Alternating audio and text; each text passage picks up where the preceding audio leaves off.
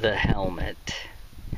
This was a cheap motorcycle helmet that I had bought as a spare or for passengers, and it fell and hit the ground and broke the mechanism that holds the visor on, so it became useless. And of course, when I got into guns, I decided to take it out and put some 9mm in it, and a couple 5.56 just to see what it would do.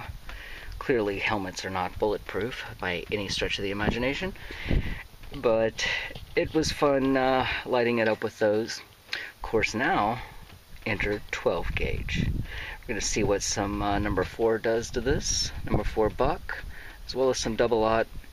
Even going to be testing out some of my buck wax slugs that I've made, so see how this works out.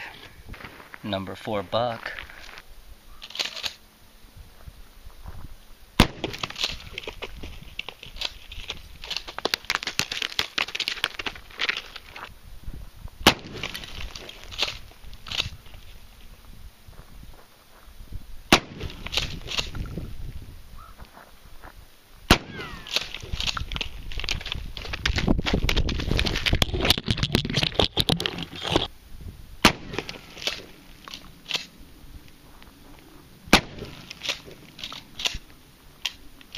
Definitely a little worse for wear. Of course, we will be stepping that up for some double-aught buck as well. But that right there shredded it more than any of the 9 or 5.56 ever has. Just one blast, it really starts taking it away.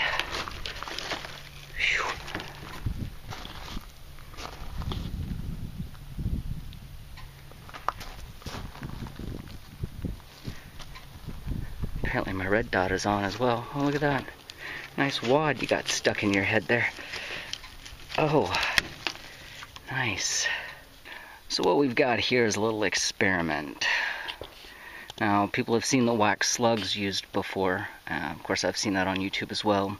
Got me to thinking about taking a double-aught buck that's just filled with double-aught buck, and then taking wax to fill up the remainder of the crevices in the shell. Now, my thinking on this is not to make one complete wax slug out of it. Most of this is double-aught buck, or number 4, but it is filled to capacity with wax. My thinking is that this wax may hold the buckshot together, so that even at 50 or 100 yards or whatever distance, if this would maintain its consistency and not break apart until impact, well, then that would make it to where you could effectively sling buckshot at 100 yards and put all of the rounds on target. It's just a theory. We're going to put it into practice here. In fact, we've got some area set up. This is about a good 40 yards where I'm standing now, and we're going to do a test of some normal buckshot with no wax and test the pattern at this distance, and then we'll turn around and try the wax. Again, if it works, well, then we should see a point of impact, one single point of impact at this distance rather than a pattern. Who knows? Let's find out. Alright, first we're going to start off with a control sample here. This is just normal number 4 buckshot. And we're going to see what kind of pattern we get at, again, 40 yards.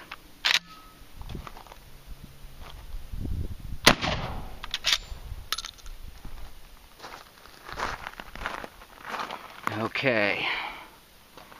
Now we are going to try a number 4 buckshot wax slug. I don't even know if I want to call it a slug. It's just number 4 buckshot filled with wax. See if we can tell any difference.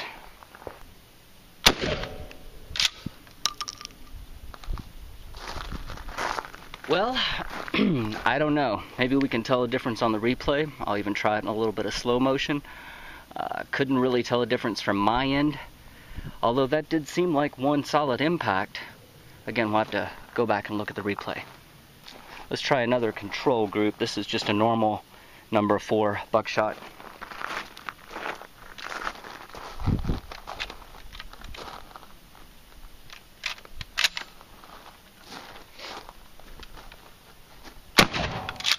Oh, okay. Now that, I can see a difference in the spread in that. Let's try another one of these double-aught bucks. This is a double-aught buck waxer.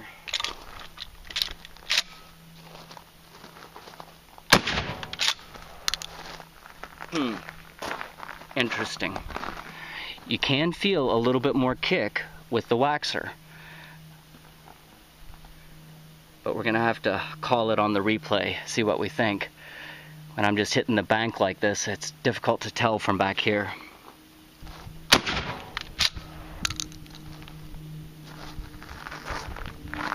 That was another buckshot waxer.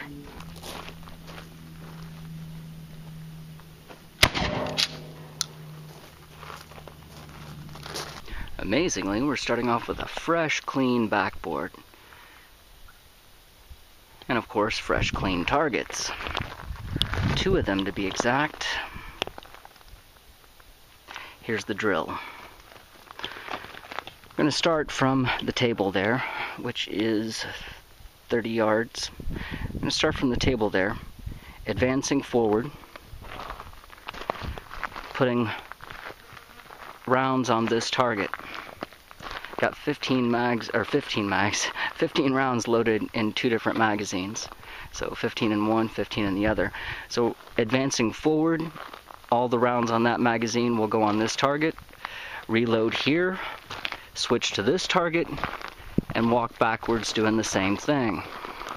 Now, one of the things I'm practicing here is what I'm calling a Blitzkrieg drill. If you've ever wondered if you could just draw your weapon, and I'm not talking about an all-out run, as you know, a sprint as fast as you can. That's not what I'm trying to do here.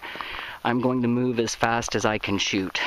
I may even try to push a failure point to try and find where that line is, how fast I actually can move and still be accurate. So I'm just going to have to find that happy medium between the two. But that's the drill. This is going to be a forward and back Blitzkrieg drill. 15 rounds each magazine. Let's see what we do.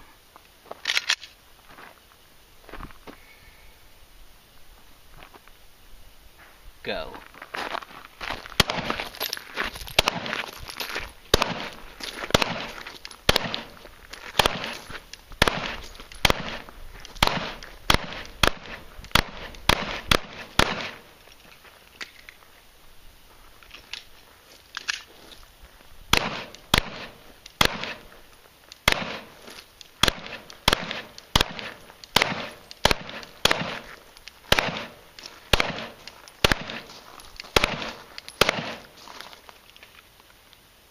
Once again, the plan went out the window when the rounds started flying. When I took off moving forward, I became so conscious of making my shots that I forgot about trying to move fast. I was just more focused on getting my shots in. But let's see what the score is. Remember, 15 each. 1, 2, 3, 4, 6, 7, 8, 9, 10. 10 on target. You can see where my flyers are, since that is a fresh backboard there. So 2, 4, 5 flyers there. The other 10 on target. Here, all on target, except for those 3 flyers right there. All moving within 30 yards. I'll take that. Okay, we're gonna try this again. This time, stick to the plan. Blitzkrieg, fast as you can, forward firing. See what happens. From a low ready, go.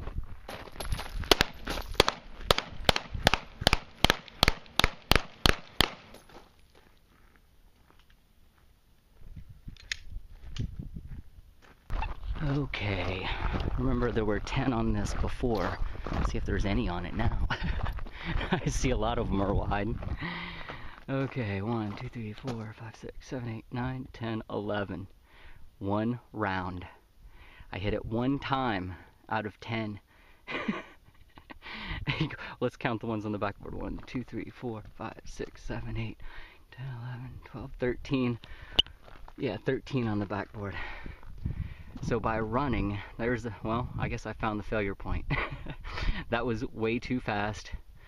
Most of my rounds went high, and at that point you're just spraying and praying. So find that happy medium of backing it off to where I can get all those rounds on target and still move fast. So always work to do, isn't there? About to take off for the day, but the helmet wasn't gonna get away without taking some double-aught buck.